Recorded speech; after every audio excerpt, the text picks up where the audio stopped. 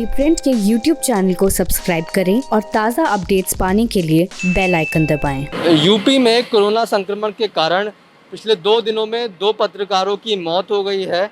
एक TV channel के पत्रकार नीलांशु शुक्ला की कानपुर में मौत हुई और अमृत मोहन जो कि एक न्यूज़ एजेंसी के पत्रकार थे, उनकी मौत हो गई है। और अमृत मोहन के परिजनों का यानी घर वालों का कहना है कि एम्बुलेंस के लिए वो फ़ोन करते रहे लेकिन एम्बुलेंस भी देर से पहुंची। वहीं नीलांशु की जिस तरह से मौत हुई कोरोना में, तो वो पहले एसिम्प्टोमेटिक थे। 20 अगस्त को जब उनका टेस्ट हुआ, उसके बाद कुछ दिनों बाद उनको सांस लेने में दिक्कत आई तो अस्पताल में भर्ती हुए और कुछ दिन के भीतर ही वो वेंटिलेटर पर चले गए और उनकी मौत हो गई।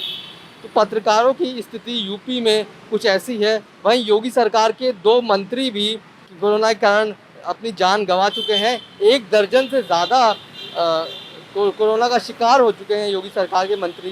तो कहीं ना कहीं ना पत्रकार सुरक्षित हैं, ना मंत्री सुरक्षित हैं। ऐसे में यूपी में आम आदमी कैसे कोरोना से बच सकता है, ये कहना बहुत ही मुश्किल है। इसी को कुछ समझाते हैं कि कैसे यूपी में हफ्ते दर हफ्ते या कहिए तो महीने दर महीने कैसे हालात बदतर होते गए। जो मार्च अप्रैल में जिस वक्त लॉकडाउन हुआ मार्च में, उसमें ये कहा गया कि यूपी ने काफ़ी बेहतर काम किया कई राज्यों के मुकाबले, यहाँ कोरोना केसेस कम हैं। लेकिन जैसे जैसे समय बीतता गया, अप्रैल के बाद मई, जून, जुलाई, अगस्त और अब सितंबर, दिन पर दिन हालात बदतर होते जा रहे हैं यूपी के।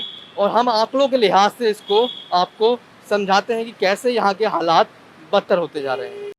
आंकड़ों के लिहाज से बात करें तो यूपी में 2,47,101 कोरोना केसेस हो गए हैं, जिसमें अभी 57,598 एक्टिव केसेस हैं। आंकड़ों के लिहाज से कोरोना के मामले में यूपी अब टॉप 5 स्टेट्स में आ गया है।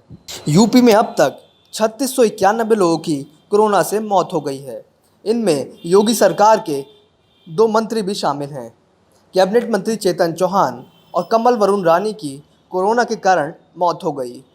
अस्पताल में चेतन चौहान के साथ कैसा बर्ताव हुआ, इसके बारे में समाजवादी पार्टी के एमएलसी सुनील सिंह साजन ने पिछले दिनों विधान परिषद में बताया था। उनकी ये स्पीच सोशल मीडिया पर भी काफ़ी वायरल हुई थी।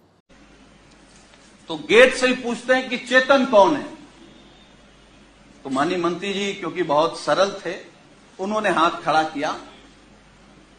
टीम आती है, उन्होंने कहा चेतन आपको कब हुआ कोरोना, तो उन्होंने अपनी बात बताई। तो फिर एक दूसरा स्टाफ बोलता है चेतन क्या करते हो तुम। वो कुर्ता पैजामा में थे, मैं तो पैंट शर्ट में था। खैर, तो माननीय मंत्री जी ने कहा कि मैं कैबिनेट मंत्री हूं। तो एक स्टाफ ने कहा कि कहां के, तो उन्होंने कहा उत्तर प्रदेश सरकार। तो मैं सोच रहा था कि ये लोग कैसे इस बदतमीजी से बात कर सकते हैं, लेकिन मुझे ये भरोसा हुआ कि जब माननीय मंत्री जी ने कह दिया कि मैं उत्तर प्रदेश सरकार का कैबिनेट मंत्री हूं, तब शायद वो चेतन जी कहेंगे या थोड़ा आदर करेंगे। लेकिन ये सुनने के बाद भी जब पीजीआई के स्टाफ ने कहा कि चेतन तुम्हारे घर में और कौन कौन संक्रमित है, तो मुझे गुस्सा भी आया, दुख भी हुआ और सरकार पे भी गुस्सा आया। मतलब सरकार का इतना भी दबाव नहीं है भाई। कैबिनेट मंत्री के बाद कौन होता है, मुख्यमंत्री। तो इसका मतलब उत्तर प्रदेश में केवल योगी आदित्यनाथ जी का सम्मान होगा। अगर शर्मा जी को कोरोना हो गया तो आपके साथ क्या व्यवहार होगा आप सोच नहीं सकते। हम नहीं चाहते, हम तो भगवान से प्रार्थना करेंगे कि आपको नहीं किसी को ना हो।